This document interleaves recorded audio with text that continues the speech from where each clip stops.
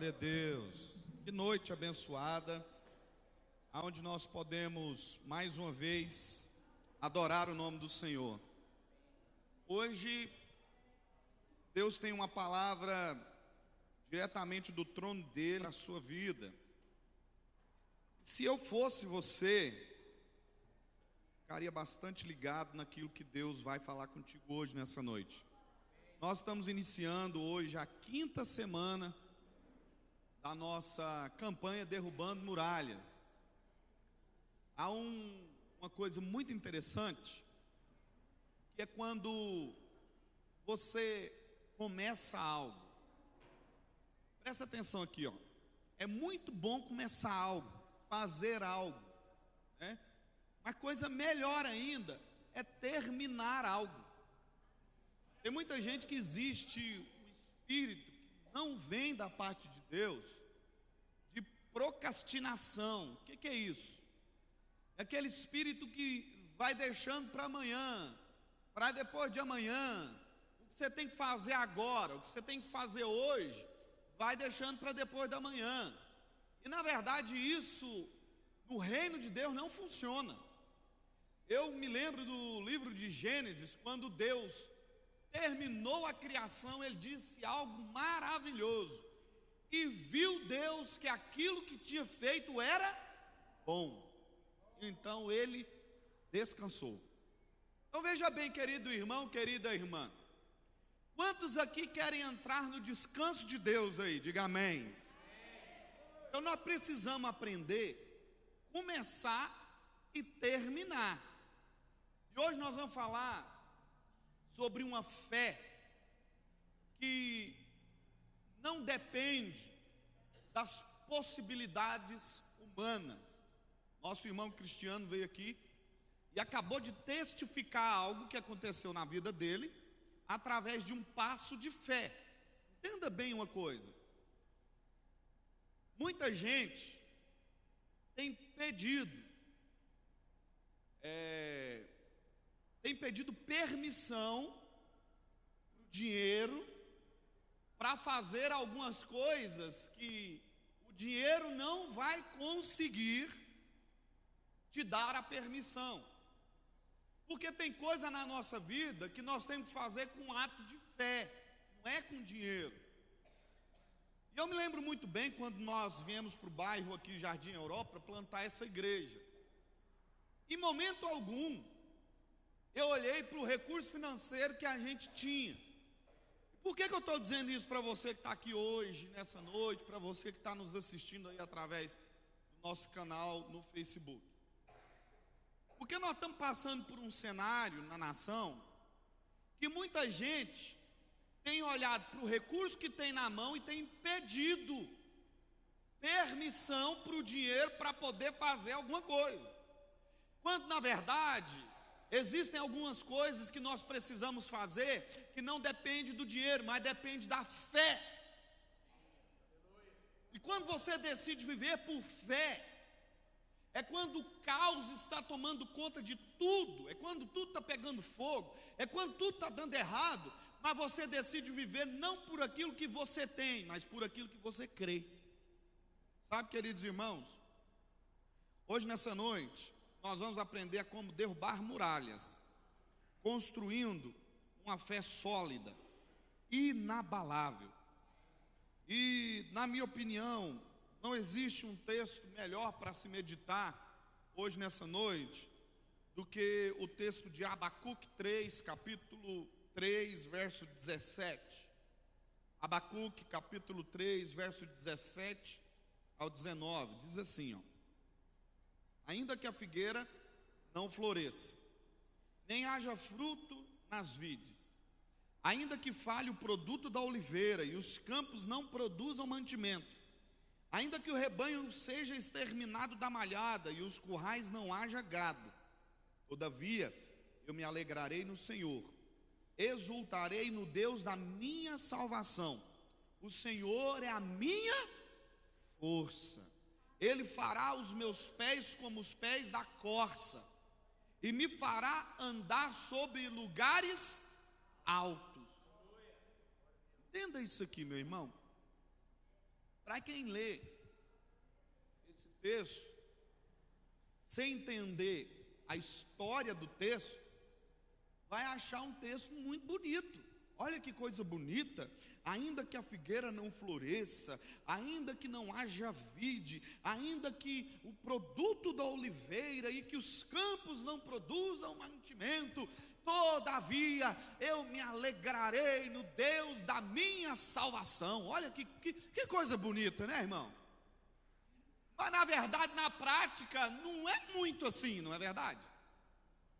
Quando a gente começa a faltar o produto da oliveira, quando você olha para a conta bancária, não tem dinheiro, quando você olha para a humanidade e cada coisa que o povo está fazendo fica mais distante de quem é Deus, quando você começa a olhar para a pessoa que está do seu lado, para o seu vizinho, para a sua direita, quando você olha para dentro de você mesmo, talvez esse texto bíblico não vai ter essa visão poética, bonita, e algumas canções já até foram escritas, ainda que a figueira não floresça, ainda que não produza, todavia eu me alegrarei no Deus da minha salvação. Meu irmão, isso é muito bonito de ser falado, mas de ser vivido não é fácil.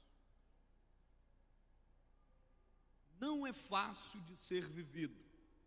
Mas eu tenho uma notícia muito boa para você que está aqui hoje, persistindo. Nós já estamos na 5ª semana e está faltando 2 semanas só para a gente alcançar o nosso alvo, para a gente avançar em direção ao propósito que Deus escolheu para a sua vida. Olha, esse profeta que profetizou, o significado do seu nome é abraço, ou abraçar. Ele profetizou, Abacuque profetizou 600 anos antes de Cristo. Meu Deus do céu, 600 anos antes de Cristo, na época que a Babilônia estava invadindo Judá.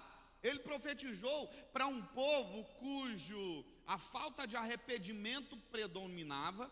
Graças a Deus, isso não acontece mais no nosso tempo, né? O povo tem o coração quebrantado, todo mundo se arrepende rápido e muda de postura, inclusive a gente é bom nisso, graças a Deus.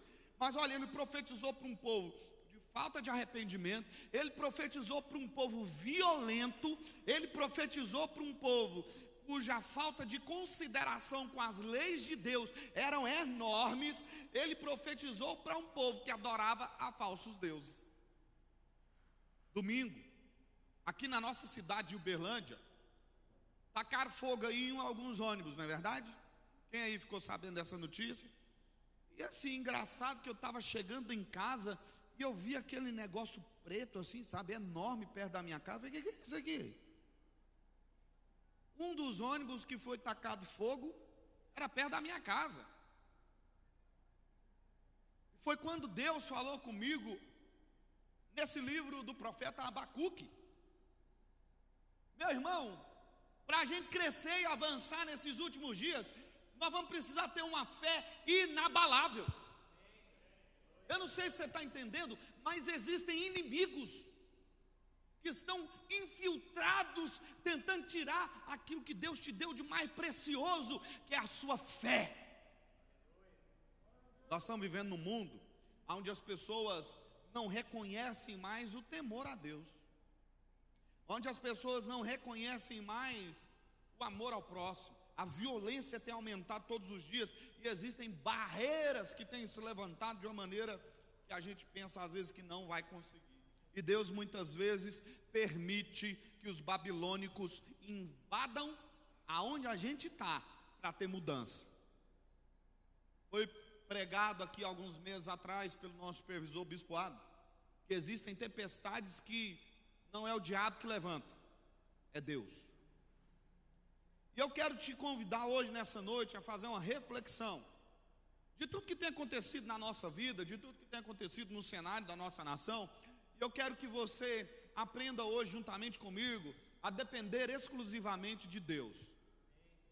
Porque quando nós dependemos exclusivamente de Deus, a gente não fica dependente das coisas que a nação tem passado. Olha, eu quero dizer uma coisa para vocês: os babilônicos naquela época eram uma nação impetuosa. Ela entrava, e aonde ela entrava, ela destruía absolutamente tudo. E a visão que Abacuque teve foi a visão de um império babilônico vindo para destruir a nação que ele fazia parte. E mesmo assim, ele olhou para Deus e falou: eu me alegrarei no Senhor. Sabe o que muitas vezes tem faltado na nossa vida? A alegria de verdade. E como eu acabei de dizer aqui, existem muitas pessoas que estão dependendo de uma outra fonte de felicidade para poder viver e viver com abundância. Existem barreiras que o inimigo tem levantado, e é obviamente que a gente precisa de recurso financeiro para poder viver, mas o dinheiro, ele é uma ferramenta. O dinheiro, ele não é o propósito pelo qual Deus colocou nessa terra. Nós cremos na palavra de Deus, e a palavra de Deus que diz que o amor ao dinheiro é a raiz de todos os males. E não somente o dinheiro, mas tudo aquilo que nós colocamos no lugar de Deus se torna um ídolo. E muitas vezes nós precisamos aprender a derrubar as muralhas dos ídolos que nós temos levantado na nossa vida. Meu irmão, existe no nosso coração um lugar, e esse lugar pertence ao Espírito Santo de Deus. E tudo que nós venhamos a fazer na vida, seja em qualquer dependência da nossa existência, quando a gente coloca a presença do Espírito Santo de Deus acima de todas as coisas, você pode ter certeza que você vai vencer. Nós precisamos aprender a construir uma fé sólida. Nós servimos a um Deus não para construir uma fé livre dos problemas. Quem aqui tem problema aí? Tem alguém aqui que tem problema? Como que você faz quando você tem que encarar um problema sem fé, sem esperança? Nós precisamos de imediatamente olharmos para a cruz do Calvário e temos a plena convicção que nós não dependemos das coisas desse mundo, mas nós dependemos exclusivamente de Deus. Uma fé, ela não pode ser alicerçada debaixo de coisas terrenas. Você não pode olhar para o pastor da sua igreja e alicerçar a sua fé nele, porque aí você não está servindo a Jesus, você está servindo a um homem. Você não pode olhar para o seu trabalho e alicerçar a dependência do sustento da sua casa, da sua família, para o seu trabalho, porque senão você vai estar sendo muito medíocre. Nós temos que olhar para quem faz, para aquele que criou a nossa vida, para aquele que criou os céus e a terra, e depender dele, ainda que nós saibamos que coisas terríveis estão vindo a nosso respeito. Pode ter certeza, aquele que crê em Cristo Jesus vai superar todos os problemas existenciais que ele passa. É assim na nossa vida. Nós não podemos construir uma fé alicerçada nas coisas terrenas, mas nós precisamos construir uma fé alicerçada nas coisas espirituais. Foi assim quando nós abrimos essa igreja. Eu não fui pedir permissão para o dinheiro, eu não fui pedir permissão para a situação econômica do Brasil, eu não fui pedir permissão para as pessoas. Nós vamos pedir permissão para aquele que pode, Jesus. Você não pode olhar para os problemas da sua vida e olhar para a sua carteira, abrir ela e falar assim: será que vai dar certo? É óbvio, irmãos, entenda uma coisa: existem coisas que nós precisamos medir, calcular. Você vai comprar um carro novo, você tem que saber quanto que você ganha, quanto que você pode pagar. Isso sim, você pode medir. Agora, quando você vai fazer algo que é sobrenatural, você não vai precisar de dinheiro, você vai precisar de fé, porque quem tem fé para cumprir propósito, Deus manda recurso. É a mesma coisa de você colocar a sua dependência, a sua existência de cima de coisas terrenas, olhando para o melhor médico de Uberlândia que vai me curar. Meu querido irmão, quem te cura é Jesus. Você pode estar lá no Sírio-Libanês, se você não olhar para a sua existência e ver Jesus, não vai adiantar nada. Quando a gente constrói uma fé sólida, essa fé está fundamentada nisso aqui, ó irmãos, na palavra de Deus. E como tem gente com uma fé rasa, nós temos um evangeliquez que mede 5.000 quilômetros de distância e 10 centímetros de profundidade. Quando nós descobrimos quem somos e para onde vamos, o Espírito Santo de Deus, ele vai providenciar tudo o que é necessário. Olha para a pessoa que está do seu lado e fala assim: você já tem tudo que é necessário para o cumprimento do propósito de Deus na sua vida. Nós estamos construindo uma fé que vai suportar todas as crises existenciais que nós venhamos a enfrentar. Nós precisamos enfrentar as lutas da nossa vida e da nossa existência, as muralhas que estão diante de nós, com a postura de um homem e de uma mulher vencedor. Olha o discurso de Abacuque: ainda que a figueira não floresça, ainda que o campo não produza o que tem que produzir, ainda que tudo esteja pegando fogo, vírgula, todavia eu me alegrarei no Deus da minha salvação. Ô irmão, ô irmã, para de colocar o seu olho, a sua ótica nas coisas que você vê. Chegou a hora de você colocar a sua visão nas coisas que você não vê. Chegou a hora de você depositar a sua esperança naquilo que não é palpável. A visão que Abacuque tinha era a visão de um povo impetuoso que estava vindo para destruir tudo. Era uma muralha muito grande, mas a visão que Deus deu para ele, o que estava dentro do coração dele, é que ainda que todo mundo estivesse pegando fogo, ele se alegraria em ver a salvação de Deus na vida dele. Será que você pode se alegrar em ver que a salvação de Deus está vindo ao seu favor? Será que nós conseguimos olhar para a nossa direita, para a nossa esquerda e ver o agir do Espírito Santo em todos os detalhes da nossa vida? Querido irmão, nesses últimos 4 anos da minha vida, como eu tenho visto o agir de Deus em todos os detalhes, em todas as circunstâncias. Tem coisa que eu olho assim, meu Deus, eu não vou conseguir enfrentar, mas vem o Espírito Santo de Deus, me pega pela mão e olha para mim e diz: ser forte e corajoso que eu sou contigo. Será que hoje você precisa olhar para o espelho e ver que em você habita o Espírito Santo de Deus e tudo que você precisa já está pronto? O que nós precisamos é tomar posse disso que já está pronto da parte de Deus para a nossa vida. Foi isso que Davi fez, foi isso que Moisés fez, foi isso que Josué e Caleb fizeram. Para derrubar muralhas, você precisa saber quem que está com você.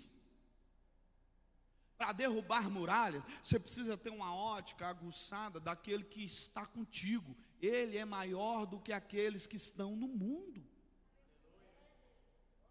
Irmão, o mundo está pegando fogo, está tudo sucumbindo.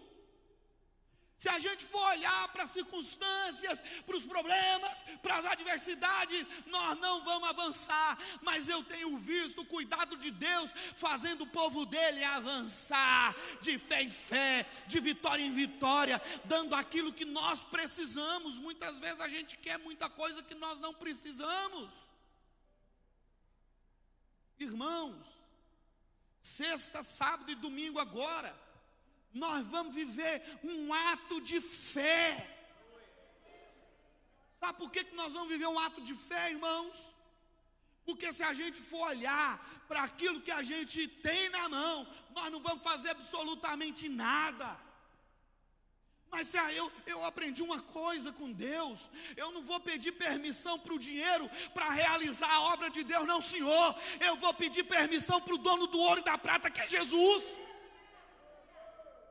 Se nós formos olhar para as circunstâncias que estão nos rodeando, nós vamos ficar acuado, acolhido, quietinho, escondido. Ah, não faz nada não, porque senão não vamos dar conta. Não, Senhor, as portas do inferno não vão prevalecer contra a igreja de Cristo Jesus. O mundo está em crise, nós estamos em Cristo. Está tudo dando errado, nós continuamos marchando. O laudo médico não é bom, não tem problema. O laudo do médico dos médicos é melhor do que eles. Amanhã eu não sei o que eu vou fazer. Meu irmão, amanhã você precisa crer. O que nós estamos precisando é de ter uma fé inabalável. Nós estamos vivendo uma geração de crentes fracos, de homens e mulheres que não conseguem olhar para Jesus e saber que Ele tem cuidado de nós. Às vezes eu fico igual ontem. Minha esposa foi dormir, a Esther já tinha dormido, e hoje pela manhã ela me perguntou: que hora que você foi dormir? Eu falei: 3h40 da manhã. O que você estava fazendo? Eu falei: eu estava sonhando. Estava sonhando. Como assim sonhando? Eu estava sonhando. Enquanto tem muita gente desesperada, eu decidi pagar o preço para viver os propósitos de Deus na minha vida. 3h40 da manhã eu estava sonhando: meu Deus do céu, vai ser bênção. Sexta-feira está chegando e eu vejo o mover do Espírito Santo já agindo. Eu já estou vendo Deus fazendo, casais restaurados, famílias restauradas. E 3h40 da manhã eu estava lá orando: Deus, faz a tua obra na vida dessa igreja.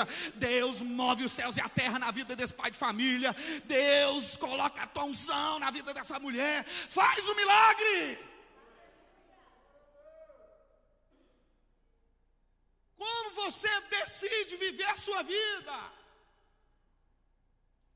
E esse dormir 3h40 da manhã não era aquele sono que não chegava de quem estava preocupado, não. Era o sono que não chegava de quem estava feliz em ver o agir e o cuidado de Deus. Vocês acham que não tem dificuldade? Muitas. Vocês acham que a gente às vezes não olha e fala: como que isso vai acontecer? Eu não sei. Eu sei que Deus vai fazer. Vai para a pessoa que está do seu lado e fala assim: nunca peça permissão ao dinheiro ou às outras coisas para realizar propósitos divinos. Diga para ele assim: propósitos divinos sempre serão realizados quando você decidir ter fé. Fé inabalável, fé alicerçado, fundamentado. Foi isso que Josué e Caleb viram. Existem dois discursos: o discurso de quem fala que é impossível e o discurso de quem ousa realizar coisas impossíveis. Existe o discurso de quem diz: você não vai conseguir. Existe o discurso de quem diz: vocês não vão sair dessa garagem. Existe o discurso de quem diz: vocês dormiram com a barriga cheia. Mas existe o discurso daquele que sonha. Eu decidi viver o discurso de quem sonha. E sonhar com Deus é estar nas alturas, mas com os pés no chão. É estar voando como águia, mas com a segurança de quem sabe quais são as responsabilidades do amanhã. Queridos irmãos, Deus me deu uma palavra. Debaixo dessa palavra nós temos nos movido.